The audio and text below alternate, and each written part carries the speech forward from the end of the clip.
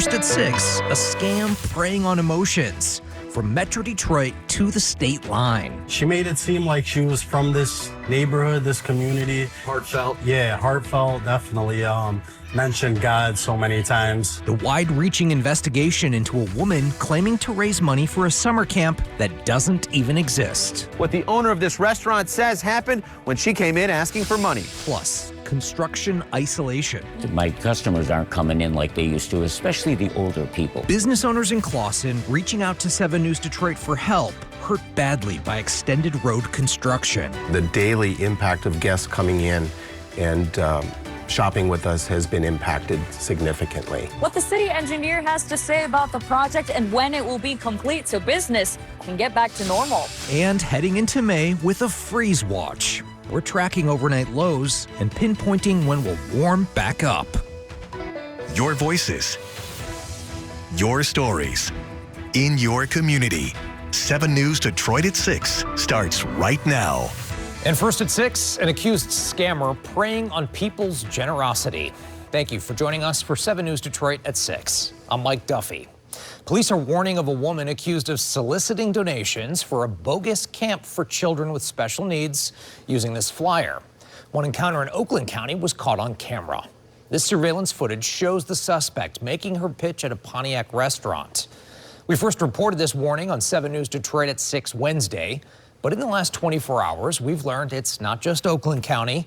Investigators believe the suspect has also targeted businesses from Southwest Michigan all the way to Toledo, Ohio.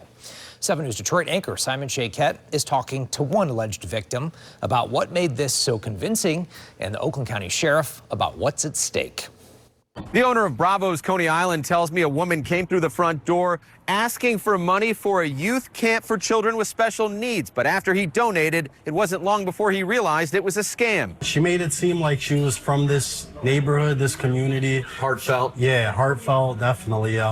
Mentioned God so many times. For Bessian Beresha, a friendly encounter he thought would lead to helping children with special needs in Pontiac ended with a rude awakening. He says the woman seen in this surveillance video from last week turned out to be a seasoned scammer, according to investigators who say she cooked up flyers for a camp that doesn't exist, then scrambled off the next day. Our main goal since we started here was trying to be a part of this community and bring something positive. I checked for similar reports and found deputies posting alerts about people donating in Berrien County. There are even alleged victims in Toledo. Beresha says the same woman he met is seen here hitting up businesses in Northwest Ohio. There is no such camp, and she's not supporting any such program. Sheriff Michael Bouchard met with me to call attention to the alleged crimes. Going after people that care about other people and using that good heart to their disadvantage. He says it's believed numerous businesses across our area have been targeted, but that this woman vanishes quickly after getting paid. And I'm told the number she lists goes to a legitimate business unrelated to any camp. I asked the sheriff about other possible victims. They got to be out there. This definitely wasn't a one and done. What hurts most when you're trying to get a new business up and running and you want to help the kids and you find out this is all fake? They're taking advantage of kids with disabilities and then also a community, that could use a lot of this kind of help. The sheriff is urging anyone with additional information to contact the Oakland County Sheriff's Office right away. From Pontiac, Simon Shaykhet, 7 News Detroit. All right, Simon, thank you for the heads up. Now to mounting fuel frustration. Gas prices now surging above $5 a gallon in Metro Detroit. The average in Metro Detroit shot up a quarter in just 24 hours and 68 cents in the last week. Drivers are doing whatever they can to make ends meet. I normally get premium, but I had to drop down to mid-grade today. But I think it looks like I'll be going back all the way to regular, unleaded. It just makes it hard for college students like me to even be able to get out here and work consistently. And now for many of us, it feels like prices are ticking up by the second. Michigan is seeing some of the highest increases. I reached out to the Michigan Petroleum Association to find out why. Is this something unique to Michigan, or is this pretty much the same across the country? We've seen a bigger spike than elsewhere just in the Midwest, primarily Indiana, Ohio, Michigan, some parts of Illinois. On top of the situation in Iran, we had a large refinery in the Whiting, Indiana, go out, had a power outage over the weekend. So Once the power was restored, it takes a few days to get the thing back online and running. In the meantime, the industry has to scramble to provide gasoline and diesel to customers. I asked if there's anything that the state can do. He tells me that even a gas tax holiday is just a short-term fix. In the meantime, we turn to Facebook to ask if you're changing your driving habits. Hundreds weighed in. Kevin says he's cutting out extra trips and using Amazon shipping more often. Sam is switching her car for her moped. And Ashley is grateful for her hybrid and using the EV mode more often. Now, you can be part of the conversation on the WXYZ Facebook page. Switching gears now to the freeze settling in. If you've planted a bit early, you're going to want to cover those plants up. 7 First Alert Chief Meteorologist Dave Rexroth is tracking a frost advisory and freeze watch. Dave, say it ain't so. Hey, listen, the only good thing about tonight's frost advisory is it's given us a little warning about tomorrow night's even colder temperatures. Trying to find the silver lining. 10 o'clock tonight to 8 o'clock tomorrow morning, Friday. Oakland, Macomb, and areas to the north, including the Thumb, and then up to the Saginaw Valley as well.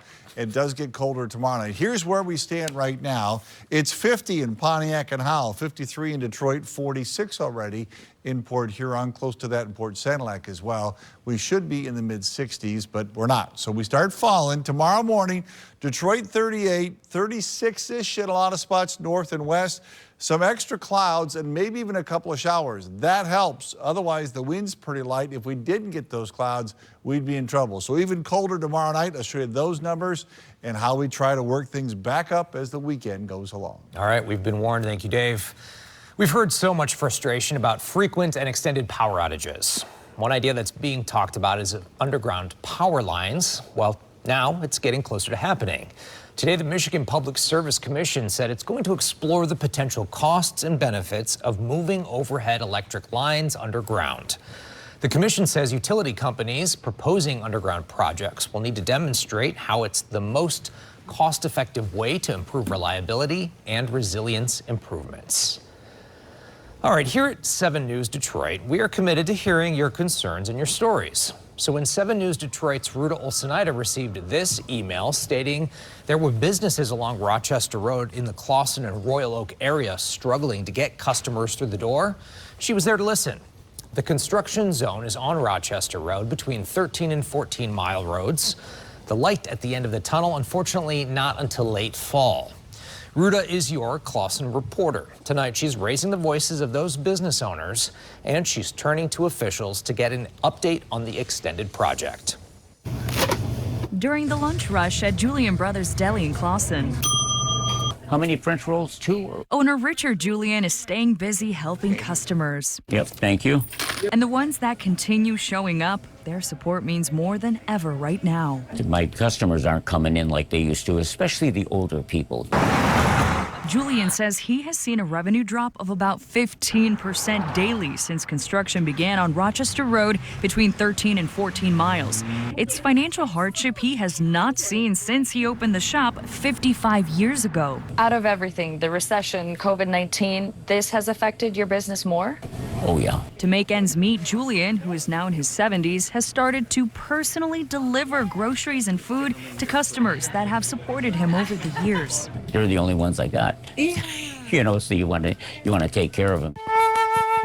Down the road at Flute Specialists, a flute sales and repair shop, while they can maintain the online portion of their business, their physical location mostly sits quiet. The daily impact of guests coming in and shopping with us has been impacted significantly. It's made quite a difference. Well, as you can see now, it's around lunchtime, and normally we have a lot of people in here. It's a similar story at Sinclair Antiques in Clawson, as owner Tom Lipinski says he's lost about 30% of his clientele since construction began, just hoping he doesn't have to shut his doors for good.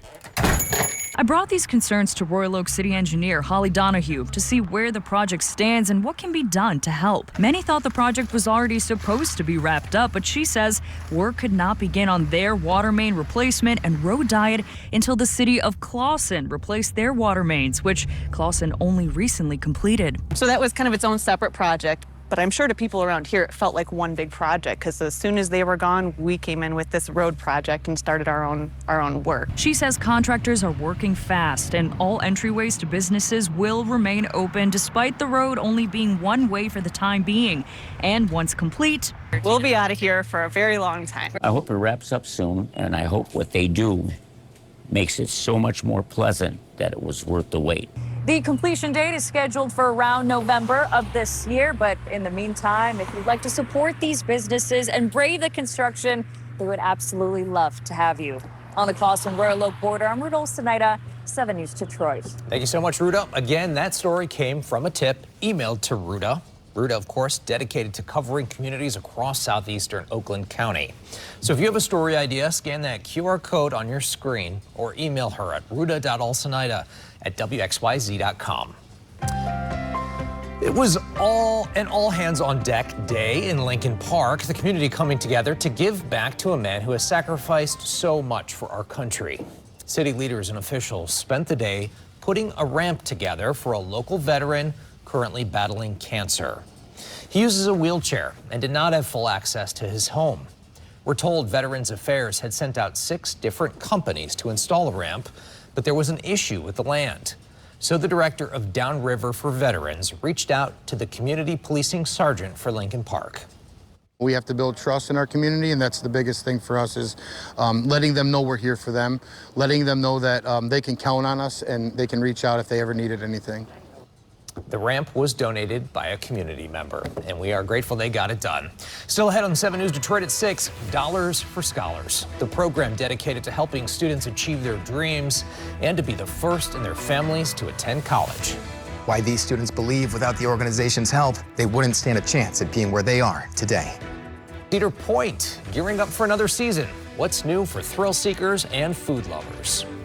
Evan Seary, your Chesterfield Township reporter here, coming to you from the Chesterfield Library, which just launched their new library on wheels. Gives the library visibility in the community. A new pathway is being built connecting the existing sidewalk from Weber Paddle Park to the community center. If you have any story ideas or tips, email me, evan.seary@wxyz.com.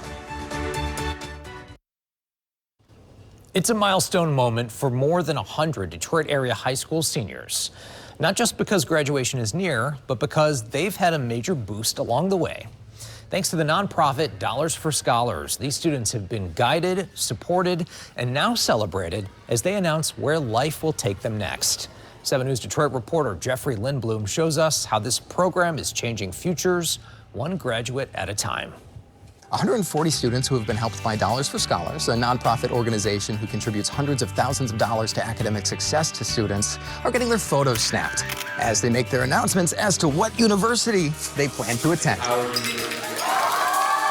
Without Dollars for Scholars and the other programs that I've been in, I really do not know where I would be at this moment. Maya Grant is one of 140. Hyped up to have high school graduation on the horizon. 2026, we did it, man. We're here.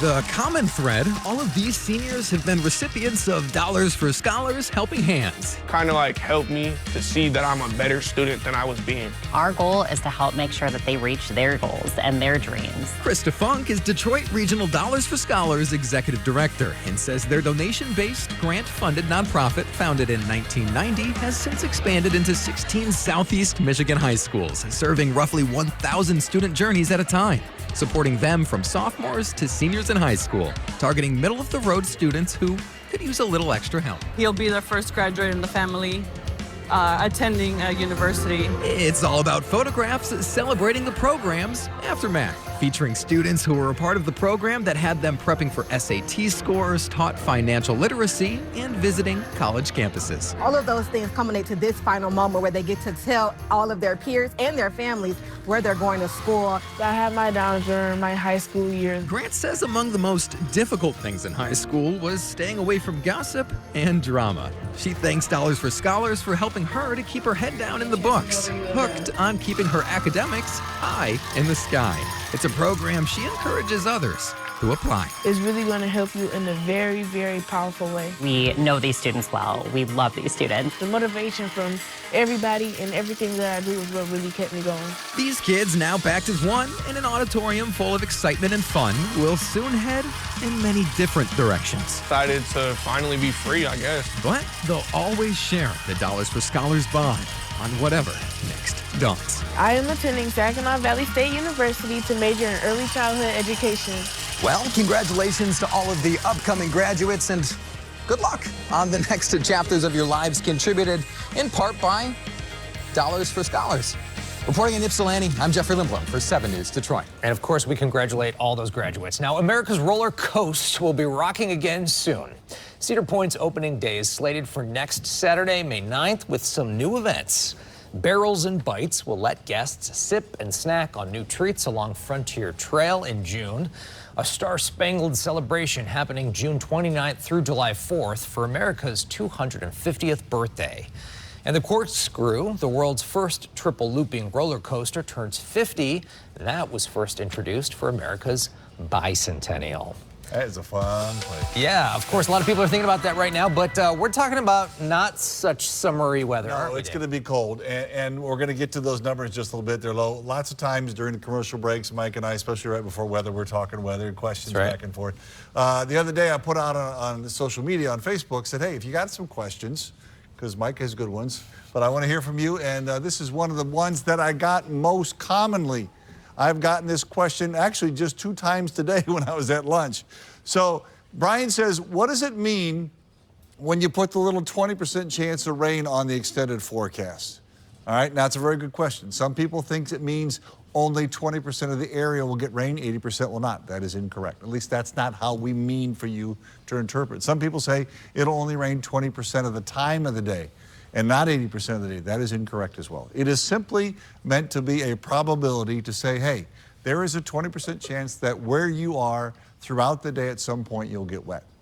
So if you look at what's going on in the extended forecast, a 30% chance of a shower or a thunderstorm on Monday is a higher opportunity to get wet than Tuesday at 20%. Of course, if you see 60 or 70 or 80%, you are much more likely to get wet at some point during the day. It's not about the coverage in space. It's not about the coverage in time. It's simply how much of an opportunity you have to get wet. If you'd like to send in a question, get a shot at the QR code here. You can send me questions there, or on Facebook at Dave Rexroth, or at my email address, drexroth@WXYZ.com. Love to hear from you. Mike's got a lot of good ones, but I bet you have some that are better as well. All right, let's talk about these colder numbers now. 53 outside. We should be about 12 degrees warmer than that this time of year, last day of April. West to northwest wind at 10 now. It will get lighter tonight, but some clouds might save us. Here's across the area from 48 to 54, 48 Port Sound like 54 in Adrian. Look at this, not just us, but the whole Great Lakes region is dominated by the cold. There are frost advisories, freeze warnings all over the place, including us again, north of Detroit tonight, a frost advisory kicking in here overnight through tomorrow morning. Watch on Futurecast. A couple of showers up in the UP going away now. See how the clouds thicken up? This is 3 o'clock in the morning, and more clouds and a few showers south. That's why I think there probably are some areas that are not included in the frost advisory. It clears out a bit tomorrow, and there might be a little shower in the afternoon. As that goes away, we clear out again, and that's not good for temperatures. So overnight tonight, 38 in Detroit, mid-30s north. That's where the frost advisory is. Oakland, Macomb, and areas to the north. And then for tomorrow, we go to 53 in Detroit, still some upper 40s around. And look what's going on tomorrow night. See how that's colder? And so there is a freeze watch Friday night into Saturday morning. That is tough. Be bundled up for all that. We've got temperatures warming back to 60 on Sunday. Mr. Galli. Kids have baseball and softball on Saturday, and we'll be all bundled up again. It's all right. Good to be outside. Coming up next in sports, a look back at what the Pistons did last night. Some news about Game 6 already, and the Tigers in action today. Nice comeback win, and Matt Vierling playing a key part in it. Hear what A.J. Hinch has to say about finally getting some good at-bats together against a really good Braves team on the other side of the break. Tigers in Atlanta, taking on the Braves, who have baseball's best record. After Atlanta walked them off last night, the Tigers got a great start from Framber Valdez. He went 6 innings, allowing 2 runs, and striking out 8. Matt Vierling had a day. In the 8th, Tigers down 2-1. It's Vierling providing a spark. With Parker Meadows on the IL for a while, Javi Baez getting injured this week. Vierling is going to need to play a lot more. He's dancing. He's feeling good. He had 3 hits. Tigers were down 2-0 in this game, but Vierling not done. Up 3-2. He hits a wild hopper to left, and that would extend the lead. A good start from Valdez. Kyle Finnegan closed this one, and the Tigers leave Atlanta as 5-2 winners. Yeah, I mean, I thought, we gave ourselves a ton of opportunities. I know it felt like we had pressure on them every inning or most innings. And then we finally broke through a little bit and got some back-to-back good at-bats with runners in scoring position or guys on base. And we did pass the baton a little bit better. We're going to leave guys on base when you get as many hits as we did. We drew some walks. You just want as many chances as you can get to then break through. The Pistons forced Game 6, and they already know the Magic will be without one of their best again. Franz Wagner. You don't clap about injuries, Dave. I'm not. I'm just clapping. You clap about the win? Clapping for the Pistons. Just wanted to be clear. Franz Wagner has been ruled out for game in Orlando. He didn't play in Game 5 either. Dave's got me rattled. Sorry. It's okay. Sarcasm doesn't translate well on TV, but this translated really well. Cade Cunningham at 45 points. That's a playoff record for the Pistons. For that. He was a stud. Here's the soundbite. I feel like we played freer today. It wasn't as much of the tightness that, we had played with in some of the past games of the series. We played free. Obviously, there's a lot on the line, so everybody was locked in and putting everything out there, but I thought there was still a freeness to us that allowed us to make shots and execute, and not think so much. I mean, it was do or die, right? So no matter what the moment was, no matter who they put out there on the floor, we knew, that if we wanted our season to continue, we were going to have to give it all we had. And I think tonight, we did a great job of that. And it's a simple formula. I think people put a lot of weight on it, but it's one at a time. And that was our focus, is we just needed to get a win at home in front of our crowd, which we know we're capable of. Now we got to go to Orlando and get one win there. And we've won on the road before. So it's a simple formula for us. Stay in the moment, stay present, and take it one at a time. What I was saying is the sarcasm, the jokingly, scolding you. I get emails. You joke too much with Dave. Leave Dave alone. I revere Dave Rexroth. Dave alone. Dave is a treasure. He is a treasure. Protect him at all times. All right, we got to go. As always, thank you for watching 7 News Detroit at 6. World News Tonight with David Mears next. That's followed by 7 News Detroit at 7. Have a great night.